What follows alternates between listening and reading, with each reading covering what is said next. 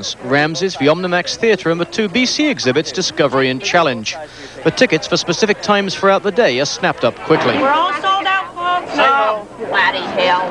These are our last 2 tickets for Discovery BC. What time? Come back at 9:15 tonight. The entire day's allocation, about 10,000 tickets for each attraction, are handed out in 45 minutes. And now, with only 4 days left, visitors desperate to see shows are openly trading tickets. So what time would you like? As early as possible. There's 7 How of us many? here. You get 7? 7. I've only got 7, 8. Okay. And try for a standby. Okay. Are you giving them away? You betcha. How many tickets have you got? 30 or 40. How do you do that? Keep going in line up until I get the ones that I want. And often visitors with half a dozen tickets for, say, the Discovery show will swap them all for one ticket to a performance they fail to get tickets for, but want to see very badly before time runs out.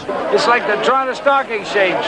We're trading Challenge for Discovery at different times. I've got some 415 Discovery, and I want to trade for late Challenge. We saw no evidence of money changing hands, but security staff say it does happen, although it's against Expo policy. You haven't seen money change hands, but you've had reports that it has. We've had reports it has happened. What have you heard?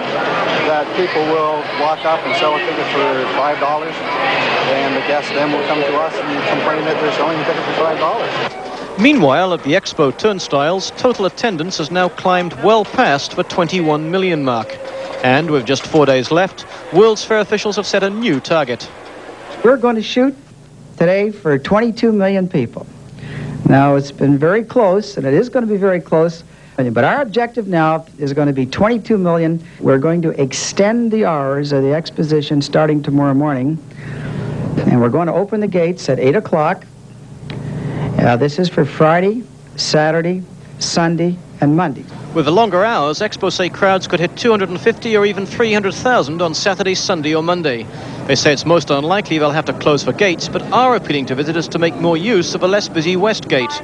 In addition to the extended hours of opening, Expo's doubling its normal firework display on Friday and Saturday and planning a spectacular firework finale on Sunday night.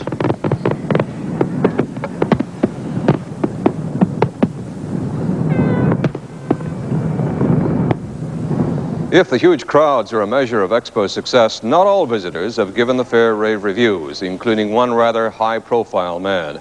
He is the editor of one of Canada's leading public affairs magazines called Saturday Night, and he has some experience in these matters. He made a study of Montreal's Expo 67, which later became a book. And now, in the editor's column in the latest edition of Saturday Night, he has critiqued Vancouver's Expo. You will find very few kudos in that column. Instead, he calls the World's Fair unimaginative and mediocre, with no recognizable stamp of Canada or Vancouver on it. He talked to Jim Hart today from his office in Toronto. You're known for the book about Expo 67 that you wrote. Could we not say that Expo 67 was in a far different time? There's far less money around now than in the 60s, and given these times that this wasn't a bad fair? Well, it wasn't bad a fair. I never said it was a bad fair. I said it was mediocre. I take your point that certainly there was an awful lot more money flowing around in Montreal and everywhere else in 1967 than there is in Vancouver or anywhere else in 1986. No question about that. Nevertheless, hundreds of millions of dollars were spent at False Creek. I say they were spent not incompetently, not badly, but rather in a way that was unimaginative and mediocre. Very, very predictable stuff.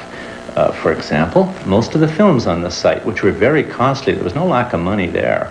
The films in the Canada Pavilion, films at the BC Pavilion, films in half a dozen other places that I visited.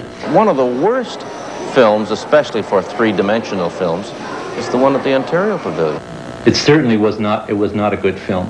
The Canada Pavilion's three-dimensional film was also not a good film. But I would say that of most of the films there, they're very boring. And I thought it was very sad. People would line up for them for 2 hours and they'd get in and see this thing that was 15 minutes long or something, and it would be very flat and uninspired, except the technique. I mean, if you wanted film technique, there was a lot of it there. Great big films the size of buildings and so on. But as for poetry or originality or genuine excitement, no, there wasn't much there. You mentioned the good architecture in 1967, how we got a bunch of boxes with pipes sticking out of them now in 86. I thought it was quite a promising site. I liked the layout of it, the water, all that sort of thing. I liked the closeness to the city. All those things are very good. But when you got to the final thing put up there, it was a lot of pipes with cloth wrapped around them. No, it's funny, this had never occurred to me till I read it in your article, but as you say, there isn't very much wood around in a fair of British Columbia. That's right. I mean, after all through the 50s and 60s, Vancouver housing was using wood in the most poetic and original ways. Some of the best wood buildings in the world were made in Vancouver, and by Arthur Erickson, among others. Today, we have a World's Fair in Vancouver. There's no wood to speak of, and there's no Arthur Erickson. Pretty strange.